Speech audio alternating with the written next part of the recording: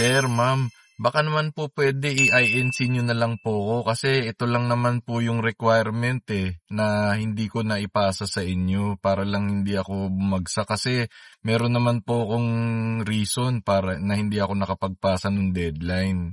Ang incomplete o INC kung tawagin ay isang grado na binibigay ng mga faculty sa kanilang mga estudyante sa college lalo na kapag sila ay may hindi na ipasa sa deadline at kailangan ng mag-encode ng grade.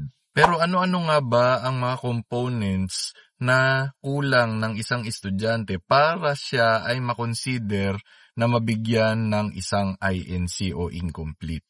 Iba-iba ang patakaran ng mga universidad tungkol dito. Pero ang usual norm kapag nagbibigay tayo ng incomplete o INC ay normally una kulang sa major exams. Kapag hindi nakapag-take ang estudyante ng major exams, mapa midterm, prelims o finals, maaari mo siyang bigyan at maaari niya itong i-take as soon as siya ay prepared na, provided kung siya ay merong karampatang dokumento to prove na bakit siya absent, kagaya ng medical certificate o kahit ano pang ibang dokumento na magpo-prove na siya ay nandun sa lugar na yon at absent siya nung binigay ang nasabing exam. Bukod dito, kung hindi man major exam o written exams ang kulang, maaring yung major requirement na equivalent sa exam na yon hindi na ipasa sa deadline,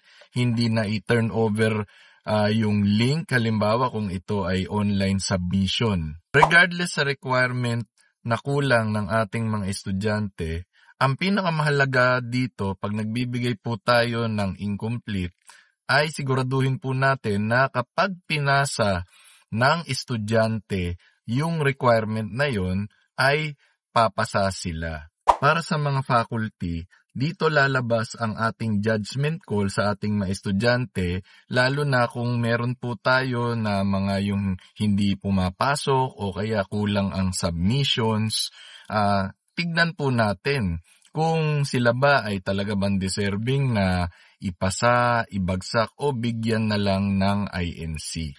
Kasi kung kunwari, ang daming hindi ipinasok, marami ring hindi ipinasa at medyo malayo-layo ang hahabulin ng estudyante sa kanyang grade, mas maigi na bigyan na lang siya ng failing grade nang sa ganun ay mas mapagbutihan niya ito, no, kung ito ay kanyang uulitin. Kasi mahirap naman na ipasa din natin ng mga estudyante ng ganun-ganun na lang nang wala namang natutunan. Kasi siyempre nandyan yung accountability na tinatawag na gusto rin naman nating matutunan nila, lalo na pag dumating yung panahon na sila na ay magtatrabaho o magninegosyo.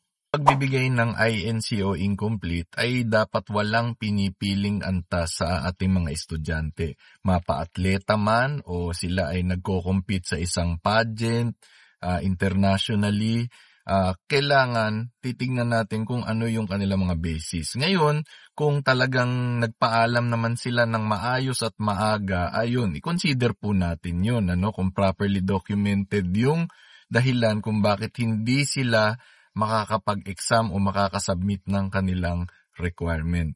Titignan din natin kung yung kanilang submissions maayos naman. Kaya napakahalaga talaga ang judgment call sa mga faculty upang mag-grade nila ng maayos ang kanilang mga estudyante at nang sa ganun ay mas maging matiwasay ang experience sa loob ng silid-aralan. Yun lamang po, maraming salamat.